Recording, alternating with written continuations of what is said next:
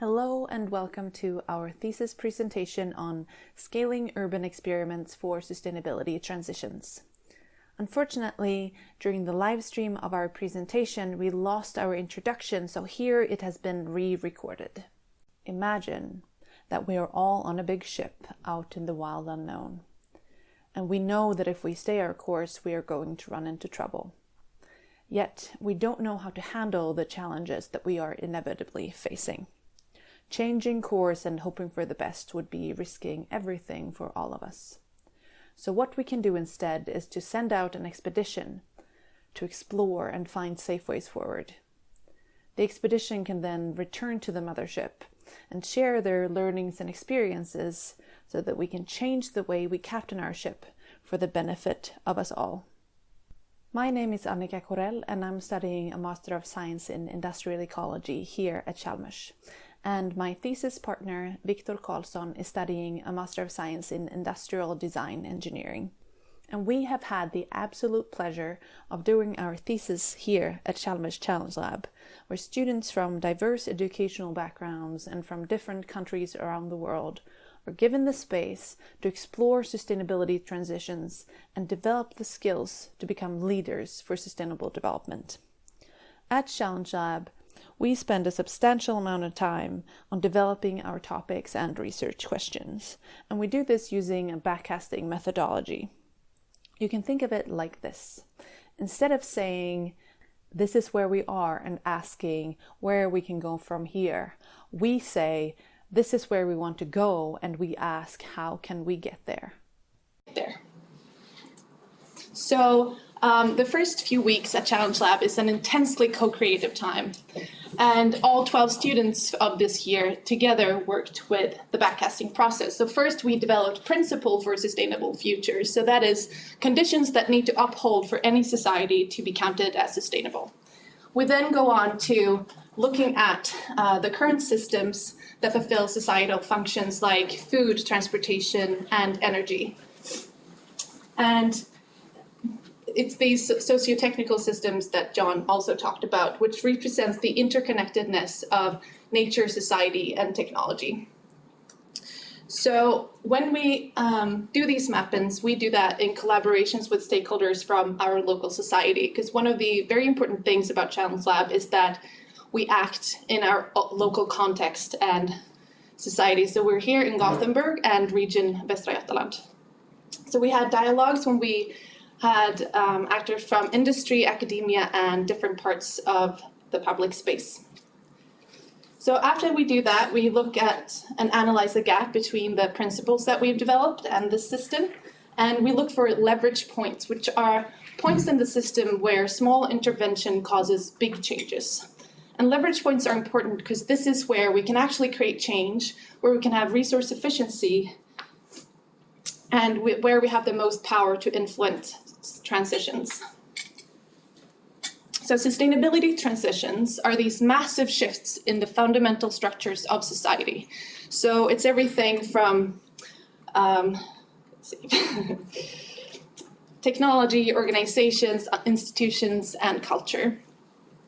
It's shifting from one system into another, something that's also called system innovation. And these systems are what we call wicked. So they both have structural and dynamic complexity. So they're very messy and uncertain.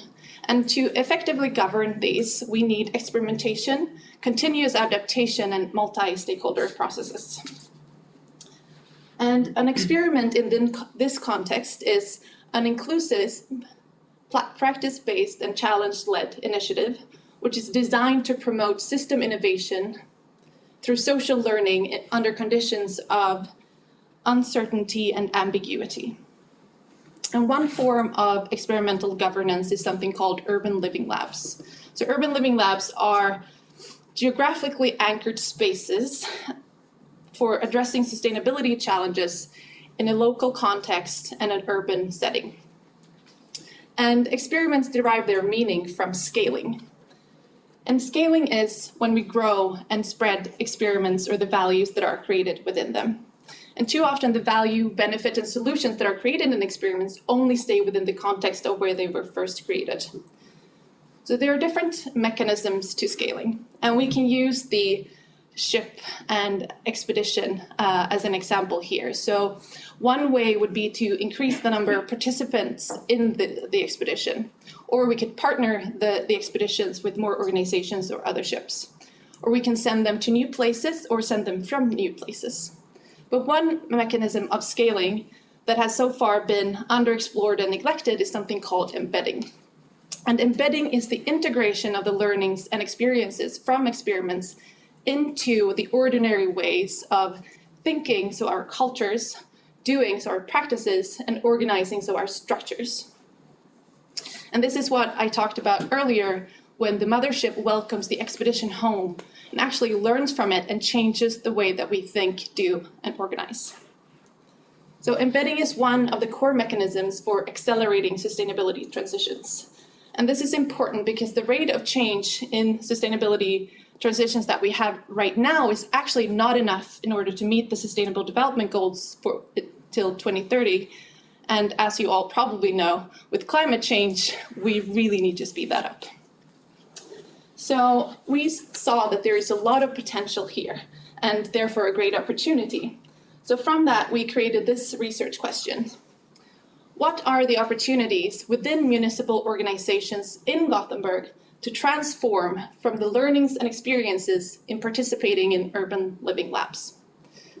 And to support us answering that question, we have the sub-questions where we look at what values are actually created, and then what are the barriers to embedding that into our organizations in order to have that organizational transformation.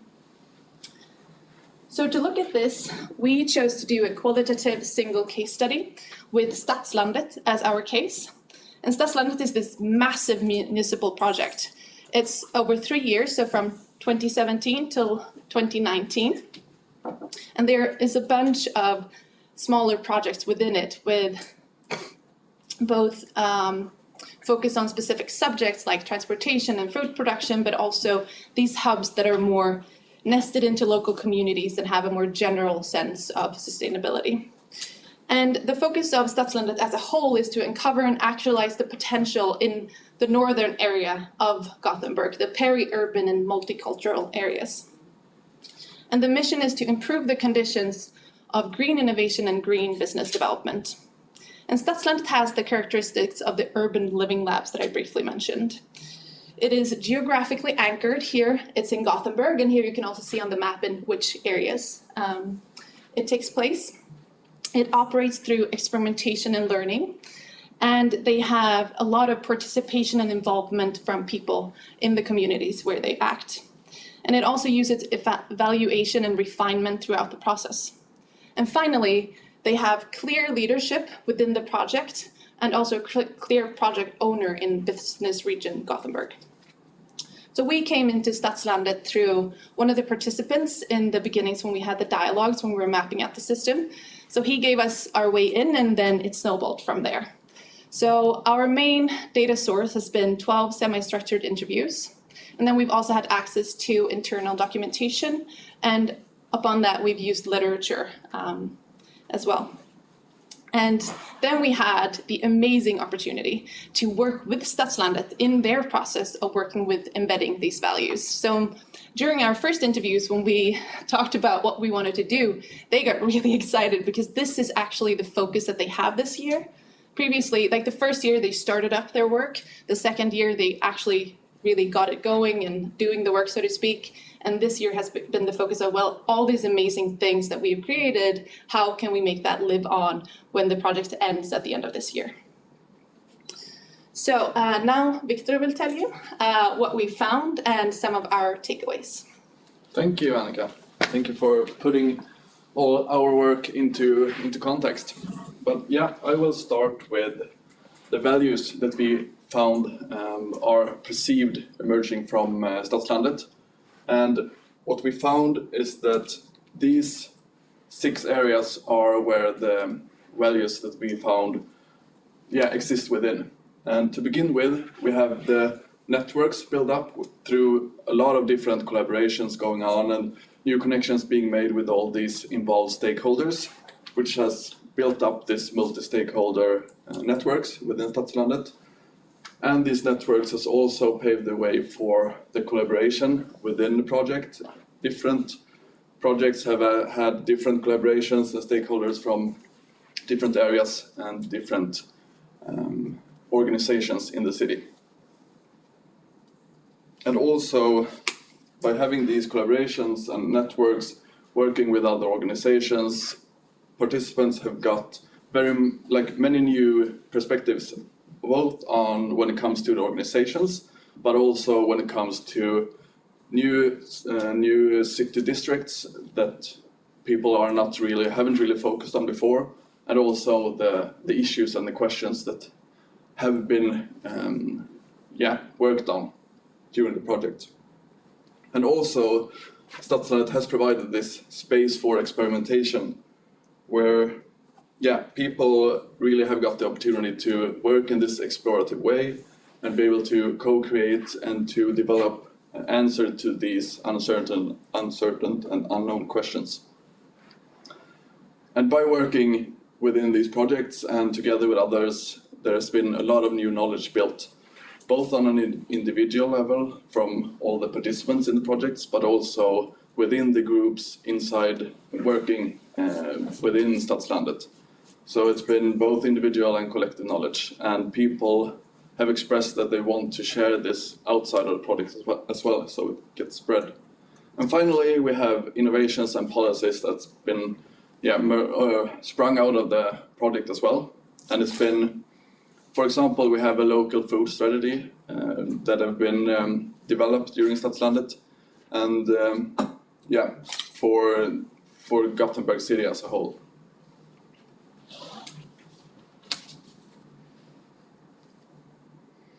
And to put these values into some sort of context, I will just present a couple of quotes from interviewees and the data that we collected.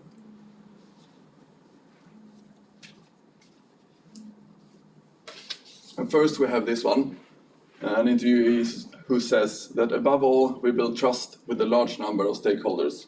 And this relates very closely to the networks that are built, the collaboration within them, but also the new perspectives that are shared between them.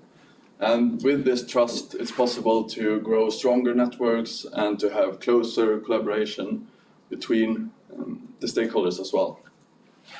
Another interviewee said that there are many synergies and a lot of collective knowledge that we have built up together, which is worth bringing with us in the future. And this also relates to the collaboration that's being made, the work and the conversation that different stakeholders have had together. It's making them realize that they have synergies and way forward to work together, and provided them with new perspectives, and also this has made them build more knowledge as well. And then, except the values, we also studied if there are any barriers for this organizational transformation to happen. Are there any barriers for these values to be embedded? And we found that there are some quite large and interconnected ones, which make it really complex. And as you said, Annica, the project is really large, and it's a lot of different stakeholders, which everything gets really messy when it comes to finding ways to embed these values. And I will not go into detail into all the barriers that we found, but instead give a brief and holistic view of the complexity of these barriers. And I will do this using a couple of quotes from the data. One interviewee said that there is so much that needs to be solved, both big and small things, and it takes time to get people to know what they are supposed to do and to create space. And this shows about this interconnectedness between the participants, stakeholders, the issues, questions, and what makes it difficult to embed these values into the different organizations, but also because of this being numerous organizations involved, it gets even more difficult. Another interviewee said that it is important that there is someone who has the mandate to point out where we are heading, because I feel that there is no one within STADSLANDET who has that today. And this relates to the most prominent barrier that we found during the study, that there is a lack of mandate and leadership when it comes to STADSLANDET and embedding these values. And when it comes to within STADSLANDET, people feel that they don't have the mandate to get these values embedded. They don't feel that they have possibilities or the mandate to actually do the work that needs to be done. And when it comes to outside of STADSLANDET, they feel that the leadership doesn't support and provide the tools in order to actually achieve this transformation within organizations. But except these barriers, we also found something that's closely connected to this, and that is the engagement and the drive within the participants of STADSLANDET and the interviewees that we have spoke to. And it's been really encouraging to see this, and that it's actually being the most prominent and the most recurring theme within our data, more common than any of the barriers. And people within STADSLANDET really want to get these values like spread outside of STADSLANDET, and they're so engaged in taking it forward and making something more out of everything that they have learned from this project. And also to keep the platform that STADSLANDET have provided of being in this arena for experimentation and these expeditions within the municipality. And we have one of the interviewees who said that we really want this to be a lasting way of working. We need to get learning into the organization that is not only bound to a limited time span, but something that becomes the long-term perspective. And this kind of wraps up the results and the findings from our study in a very condensed summary of what we have found. There is very much more and deeper, we have elaborated more in the report, but this was just to give you an idea of the findings that we have got. But then also, what does this mean? What are the conclusions and implications from our study? And to shortly conclude, we think that STADSLANDET, as the urban living lab that we suggest that it is, really has created a space for experimentation where participants have been able to build new knowledge together, and also by doing this they have created large networks built on trust.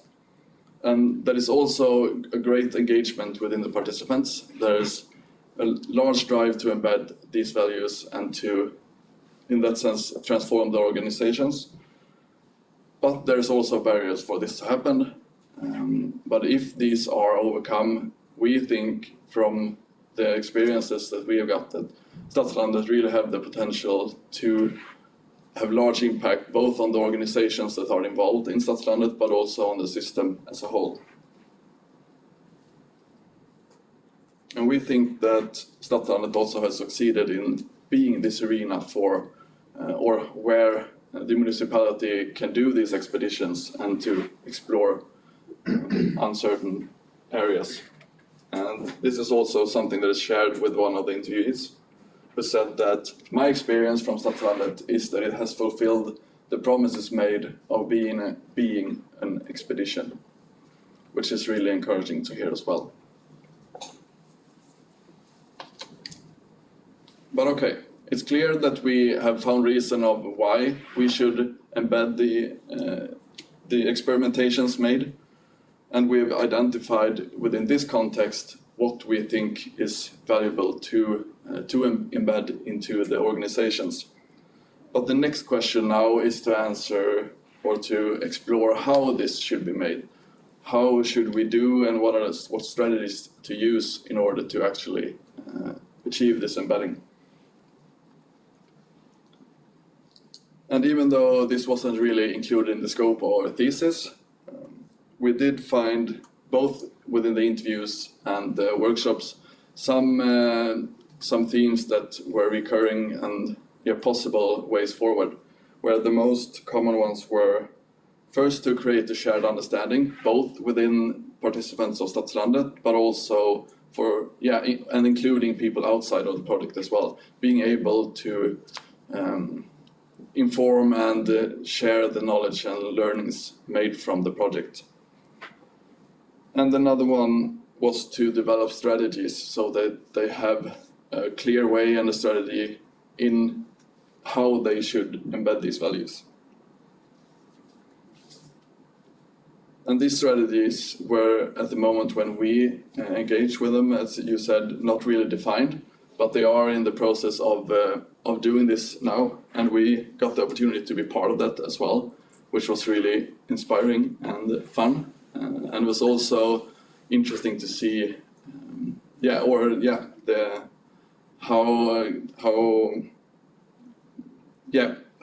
don't know how to say it, but how engaged they were into actually letting us be part of the process. So by having these workshops, we really got the opportunity to not only contribute academically to our report, but also to have this practical contribution as well. And it also gave us the opportunity to not only observe the case that we have studied, but also to interact with it, which also gave us new insights into the case and their work, which we would not have gained from just observing. And it was really appreciated by the participants in the workshops as well, and they expressed that it provided them a great value that we were there and facilitated and helped design this workshop, but it also gave us very much in just being able to practice in our facilitation skills, but also designing workshops and being able to practice that was really, really fun as well. And the fact that we designed and facilitated the workshops also enabled the two people in the project management that would have done that otherwise to be participants in the content, so that we could just hold the format and sort of help them along, and they could be one of the ones actually creating the work. Yeah, so just to wrap this up a bit, we wanted to end up with having like a session with personal reflections and reflect upon our work and what this process has meant for us. And one thing that was really interesting and inspiring for me to see was the strong connection between literature and the real world context, that the findings that we saw in STADSLANDET and the work that they do there really relates closely to the literature and the theory that we read connected to these issues, which really made me realize that these concepts really have the potential to achieve a great change, to actually make these transitions happen and to transform organizations if done properly, but also the challenges in finding ways to achieve this and the importance of having these arenas and platforms. Furthermore, writing our thesis here at Challenge Lab has been an experience by itself, definitely, and it's been really interesting just to being able to, because we in our process here have in some sense experienced the same kind of expedition and experimentation within Challenge Lab as they have done in STADSLANDET. So it's in a different setting, but still some kind of similar processes, which have been interesting to, both to compare to the different ones, but also to see similarities and so on. And it's been so much fun, and it's also been so challenging and tiring and frustrating, but in many sense it's been not what I anticipated at all, not for the process or the result or being here, but I will definitely say that in many ways it's been so, like, I learned so much. It's been so many new experience throughout the process and so much new knowledge that I've gained. And connected to this, I would say that it's been challenging to see what the main contribution of our thesis and the master thesis we've done here is. And that also relates to the study really, but the main contribution may not really be the report or the quality of our analysis or those parts that are down on paper, but actually the process and the way getting here. And it's also been something that we realized that it's quite hard to transform or not to transfer this kind of knowledge and experience so that others can learn from that as well, which also makes us realize the difficulties that STADSLANDET are facing when trying to transfer these experiences as well. And that relates to what Jon said in the break, that it's very difficult to try to explain to someone what it's like to be part of this kind of experience. You just have to throw people into the deep end, basically. And it feels like it's been more challenging at parts, well, definitely, than for you. Because as a design engineer, Viktor has gone through more processes that are kind of messy and uncertain and ambiguous in this way. And I'm not as familiar with that, where there were so many decisions that we had to make when we were going on this journey, trying to find out, what is it that we're going to do actually? We started the journey looking at the innovation strategy for the city, and we were going to talk to all these people in the different municipal organizations, and then that sort of made its way into what this is. But along the way, there were so many decisions, but it's not like we could figure out what's the best decision in this moment. We just had to, arbitrarily choose something, which he was a lot more comfortable with than I was. But then we had the choice of, either we move forward or we and if we don't just make a decision, we're not going to get as far as if we're trying to make it perfect. So, it's been really, really challenging, but absolutely amazing. I love it. And I think that maybe you need to have a certain sort of look at things in order to do something like this, like Jon talked about. For you, those of you who were here in the beginning, that there's a very different logic between the big ship or the cruise and the expedition. So the expedition is all about learning, and the cruise is all about efficiency and results. And like one of the stakeholders that we met in the project, he hated this. So he wanted to measure things, and he was really upset about the expedition context, and that wasn't really for him. So we tried to sort of find that in conversation as well. But he's like, well, we got to find something to measure. Can't we, make the other things measurable in that sense? So. And I think that's a tricky part as well, since this is a municipal project. It's funded a lot by the EU Regional Development Fund, and then also by the city. And when we spend taxpayer monies, we really need to be able to say, we spent all these millions on this and sort of justify that. So I think that's one of the tricky parts. Yeah. And I think if you don't have any more to add on now, I feel that we are quite finished with what we wanted to present, and just wanted to end with saying thank you for all of you being here listening to us, and to you, Gavin, for leading the way through all these uncertainties, and for the rest of the team here supporting us and being with us all the way through, and also to you, Linnea, coordinating and saving us all in many moments throughout the process. And to all the lab rats, our fellow lab rats. Yeah. Yeah, thank you. Thank you.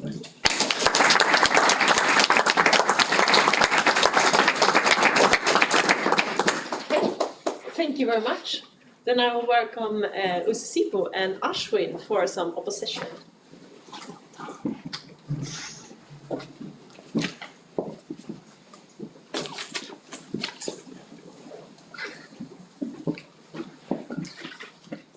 Hello. Wonderful presentation. Really well done. Thank you. And thank you for that. And it was also a really good report to read.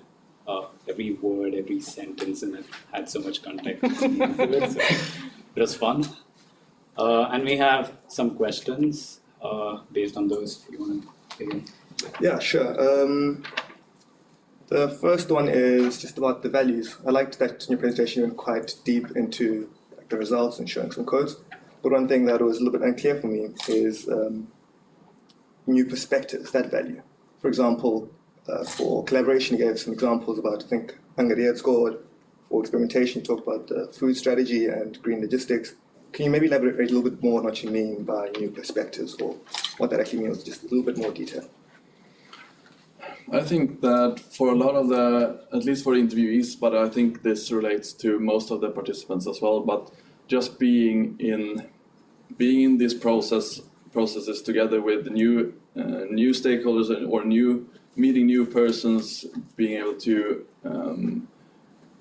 get to know more organizations and industries, and these, like, being in a situation where you meet both new people but also people from different areas in society, and having all these different perspectives which have not been met before.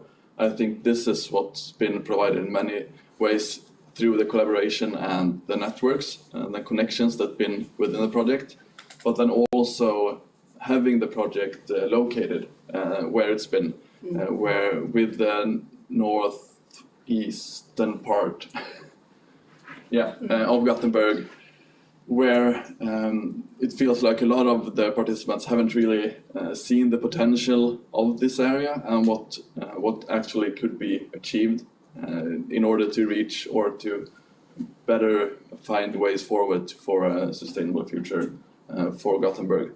And that it provided new perspectives of the city and the different districts within it. And I would say two things. So what you said, these areas, these peri-urban multicultural areas with a lot of refugees and stuff, are usually seen for the problems that's sort of in there. So that's a different perspective where they chose to see it at what potential lies in that actually. And then the second one is that within the municipality of Gothenburg, they're pretty used to collaborating with industry or with academia, but they're not really talking to each other across the different, like the administrational and the other, förvaltningar. So working among each other also sort of makes them see the perspectives of those organizations that obviously has sort of different responsibilities within the city. Thank you. Thank you. The joint question. Both of us had a question based on something, but it's two different questions in itself. They're very linked, So in the beginning in the report, you had requirements of what defines an urban living lab. There were like 6 points under that. But when it came to the barriers, one of the requirements you say is leadership and ownership for the lab to be set up, whereas leadership itself was seen as a barrier. And you found... And the other one was the value was collaboration, but then there was also a barrier of high complexity, which often arises from having a large number of stakeholders and participants and variety of that. And we see, some of these can be like a value or something positive, but also a barrier. How do you sort of balance these or reconcile? I can take the first one. So an urban living lab, that requirement is that there's leadership and ownership within the project. So you can see that as somebody captaining the expedition, basically.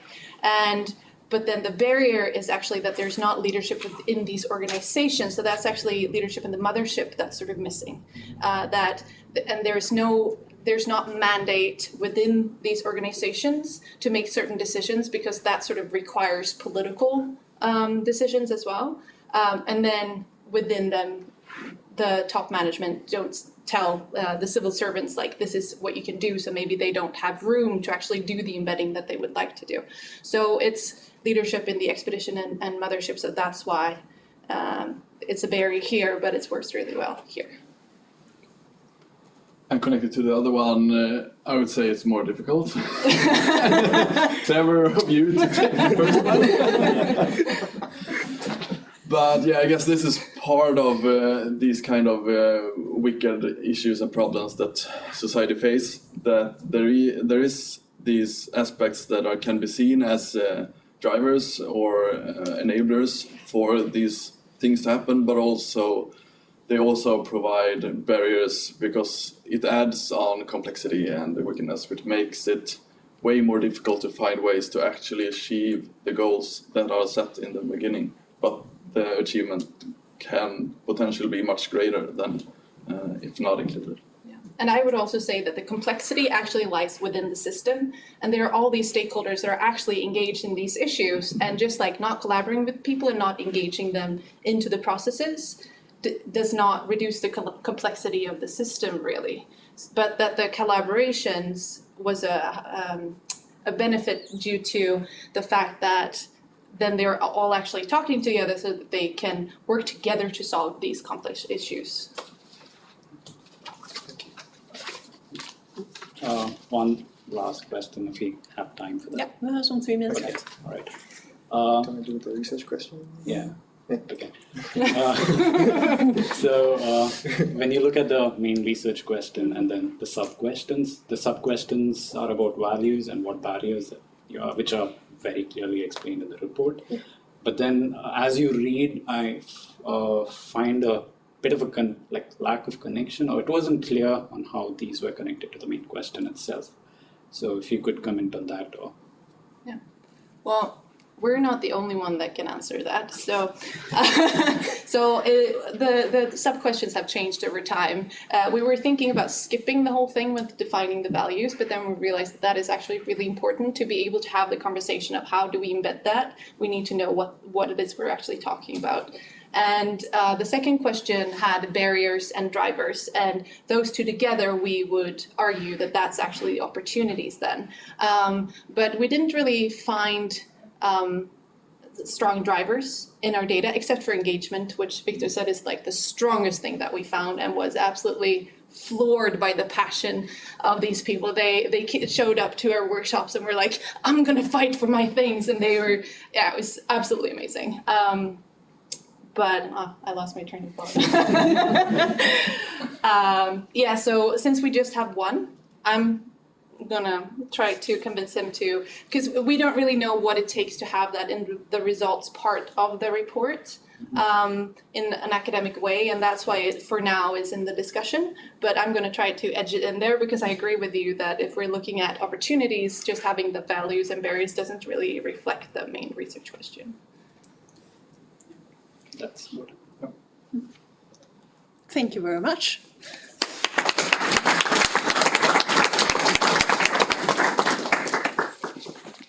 And with this, I would like to open up to you in the audience.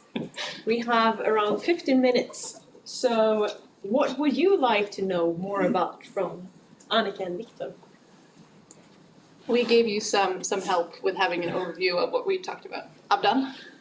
Yeah, here just something popped up in my head, which was always happening. Like we mentioned, from one of the barriers, it's like circumstances changes.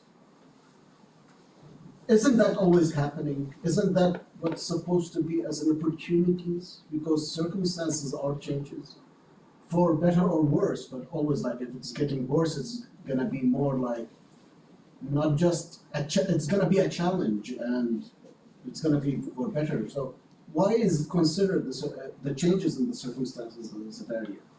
I would say that the main part of this is that a lot of the work that's being done within the municipal organizations are,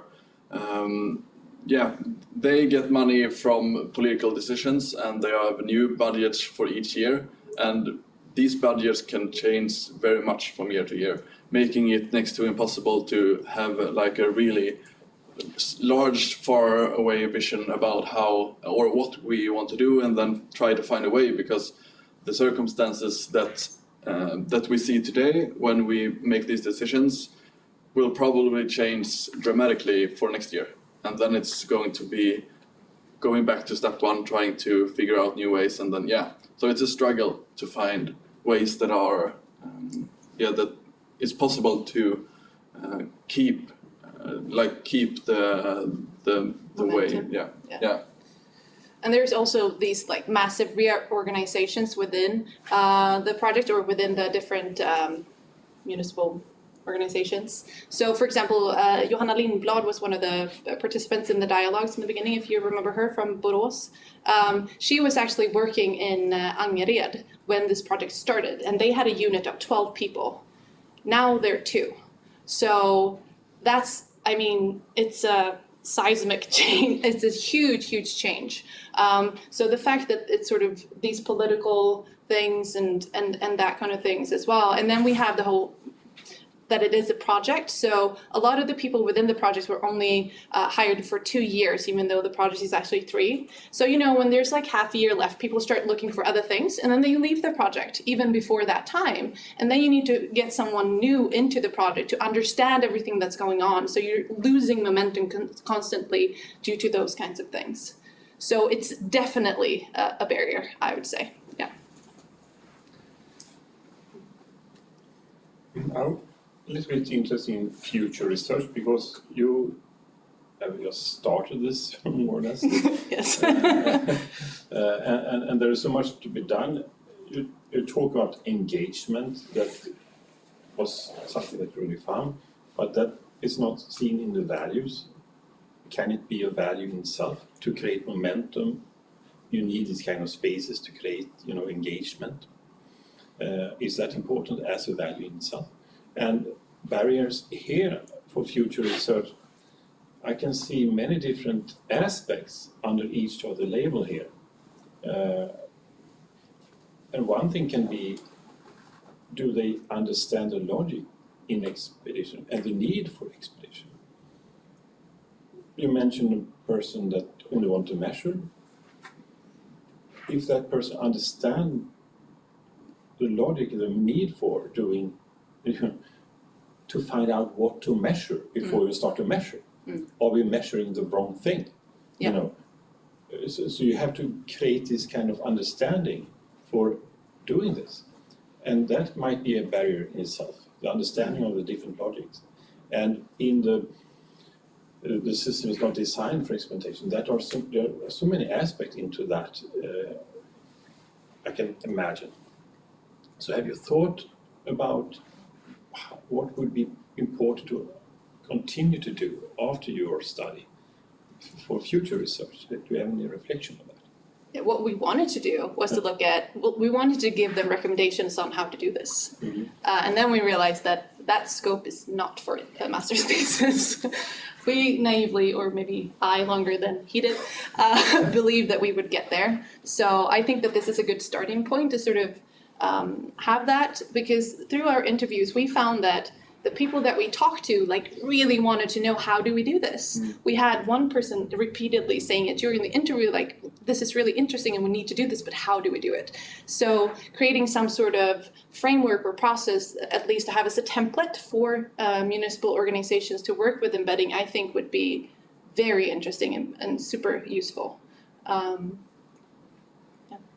also think that it's space, there's definitely room for exploring barriers even more, because we've looked at people or participants within STADSLANDET that have been working within the project, and yeah, the barriers that they see, but we think that the main barriers are connected to the circles that you showed up before, with the stakeholders being like closer to the project, in this case STADSLANDET, and then those being far away, and those in the far end outside of STADSLANDET are in many cases the ones that are making these ultimate decisions, and trying to find what are the barriers looking from their perspective in order to make these changes or embed these values and transform these organizations, I think would be really interesting to look into more.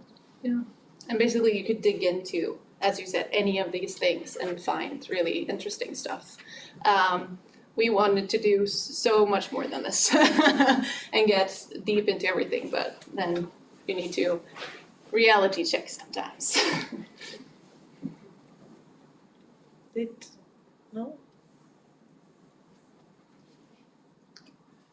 I have 2 questions, actually. Could you do them one at a time? It's very difficult to pose 2 questions simultaneously. So,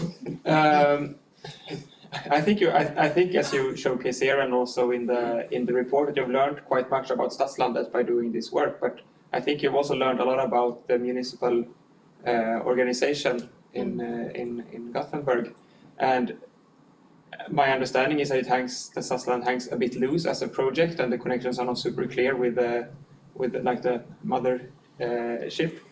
But I'm just wondering, do you see also value in STADSLANDET for actually learning more about how the municipal organization works and is like open for change or not?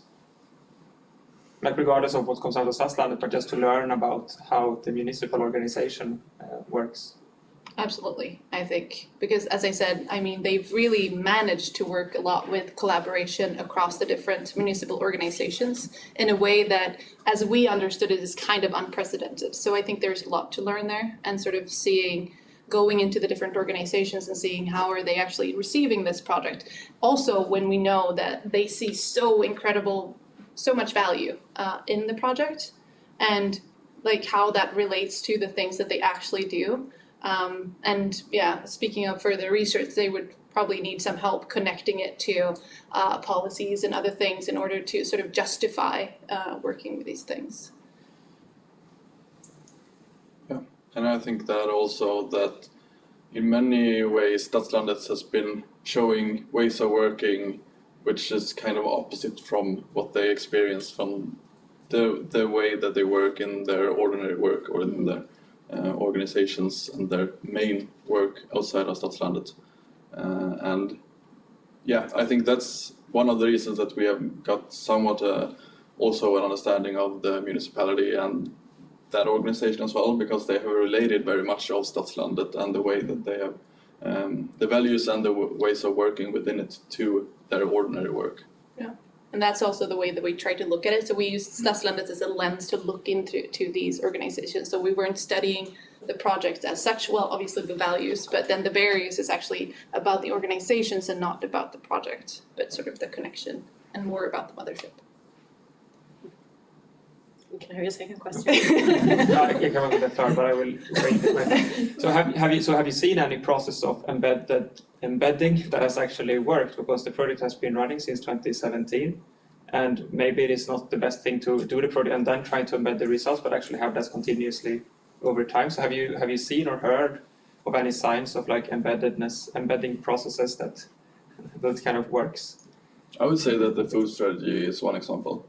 Yeah. That actually, like in the end, made like a citywide policy document of a strategy for. Is it only for schools or is it for a large part of the food being served within the municipal organizations? And this started with exploring different ways of building this document, and then they've gone through the process of trying to get this accepted by the municipality as well. And I think that's one example. Yeah, I mean, we've seen a little bit of that, or sort of the attempt. So that's which one was it? One of the organizations working with business region Gothenburg and trying to sort of get that collaboration, because they realized through this project how important that is, and moving it up through fastighetsförvaltningen to like the leadership in that organization in order to have that at the top levels in both of them to really facilitate that collaboration. It's been kind of doubtful what's happening on the other side of that, but mainly because we also talked about that and thought of, to successfully embed something, you don't start at the end. You start before you even start the project with anchoring it, and so that everybody understands what's going on and sort of understanding the logic, because why are we even doing this? But that's not how they worked. So as I said, the first year, it was just like trying to start up this massive machine that didn't have clear enough objectives and targets in the beginning, and the structures as well, which has been echoed from a lot of different participants. So there should have been work done before they engaged all the people. So the first year was really messy that way. And then the second year, they were just sort of doing the stuff that they were supposed to do, so to speak. And now is the time that they're looking at embedding, which we were like, oh, really? But they want to do. They just don't know how. But this is the year where they're going to try to focus on that. Those 2 workshops that we facilitated were part of that process, and that was leading up to like half a day that they had with the steering group and the operational project team, I think, now in June, to sort of develop some strategies for how to embed. Yeah, but way too little has been happening on that front. And too late, as you said, yeah. What skills and skill sets and knowledge have you been able to feed into, or have you within yourself used to or found useful when working with STADSLANDET, and what have you contributed with? I think for both of us, design thinking has been really important. And it's been great because even though we're from separate educational backgrounds, we both have design thinking with us, me as a software engineer and him as a industrial designer. Is that what you're saying? Yeah. That's one of the things. Yeah, and that also relates to when we did the workshops, facilitated and designed those. It felt like they appreciated it so much, and we felt that we didn't really do anything. We just took like some kind of standard procedure of a workshop, and we then facilitated these. There was only 2 hours as well, those sessions, but after the first one, they were like, "This is probably the best workshops that I've been at ever." We were like, "Okay, you were the ones who did this. We were just facilitating you in this process." But yeah, it's been. This was something that was really encouraging to see that this is something that people found valuable. The possibility to We did spend a fair amount of time preparing for that, though. We did the first one, yeah. But it still felt like, to us, that felt kind of basic. But for that to really have that kind of impact, it was fascinating. Yeah. And the Post-its was actually from the first workshop, the image that we had. Do we have any last question from the audience? Maybe some comments. Yeah, absolutely. Because there is a big problem with all these, as John said in the beginning, innovation comes out of trust.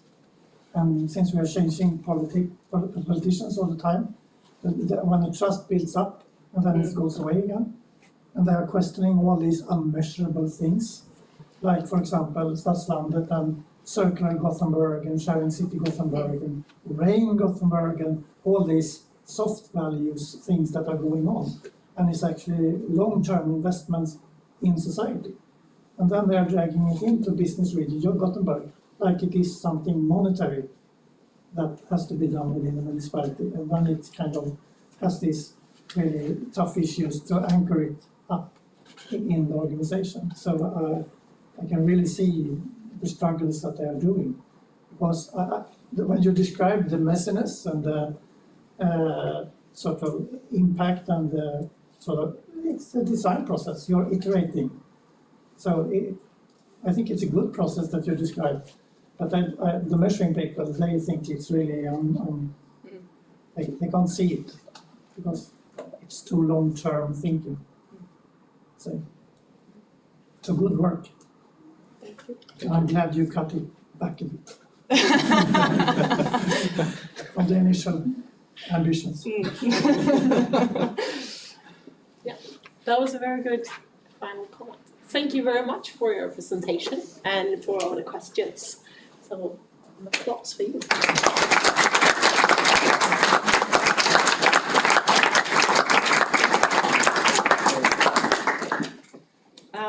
Now it's lunch break. Next presentation starts at 1 o'clock. But I would like to have all the Challenge Lab students and the Challenge Lab team to take a group photo now that we're all here before everyone leaves. And then you can go and mingle with family and such. And see you again after lunch.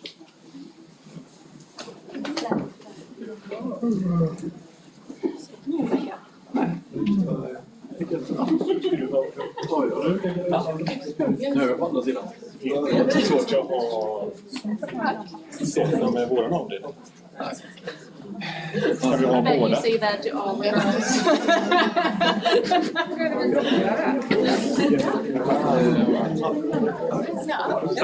No, I just realized that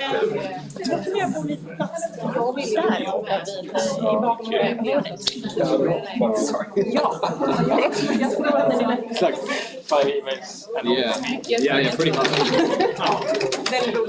And in response to emails.